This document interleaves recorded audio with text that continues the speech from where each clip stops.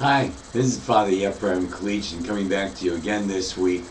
On the cover of a recent Economist magazine, I saw the word, you gotta look at it, Anthropocene. Now, what is that? It's not in spell check. I'm pretty sure I'm not pronouncing it right. Anthropocene. A little bit of background. Geologists have called the last 10,000 years the era of Holocene. That is, where humankind has been part of the whole. And geologists are now saying we have entered a new era, the era of Anthropocene. That is, it's all about humankind. It's all about us. Planetary changes, which had been very, very slow, have increased at a rapid pace because of human activity. You know this already, the whole species are dying out. The climate is changing due to our carbon input, due to our influence. Dead zones in the water are increasing. Centuries ago, the famous astronomer Copernicus figured out that the Earth revolved around the sun and not the other way around.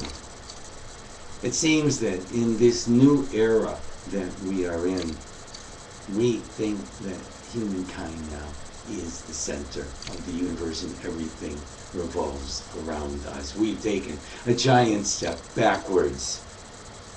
We so need to reverse this entropy, this death of our beautiful planet.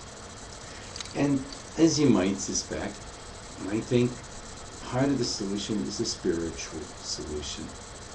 Our spiritual attitude toward this world, toward other people, can affect change.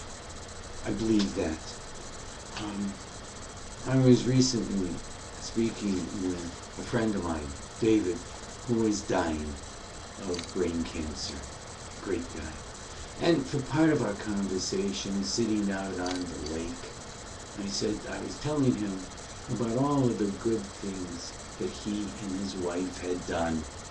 All of the beautiful things, the circles of love, the outreach in other people, the enormous amount of work he did for charities. And he reflected for a moment, looking out at the lake, and then he turned to me and he said something that may be incoherent to you, but I term the poetry of the dying. He turned to me and he said, "Oh, Yeprem, I guess we created a stay of goodness." What a word, what a term, huh? A stay of goodness. What the world needs now is people creating stays of goodness, sanctifying the world around them. I believe that if there is an exponential increase in kindness, goodness, mercy, love, I believe that we can get the earth to revolve around the sun.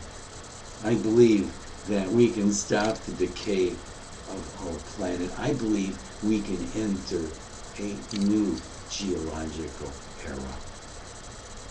We can only hope, huh?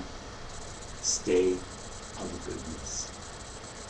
Well, that ends my reflection for this week, but I'd like to make an offer. Many of you have been responding to these reflections with your own reflections. For instance, last week, in response to my reflection on mirrors, somebody wrote in and said, despite all of the trials and tribulations I have faced and will face, I know that I will always look in the mirror and see a vibrant and kind person. It's a great reflection. So I invite you to share your reflections with me, and I will try to, anonymously of course, I will try to incorporate them into future reflections that I do. So have a good week. It was good talking to you.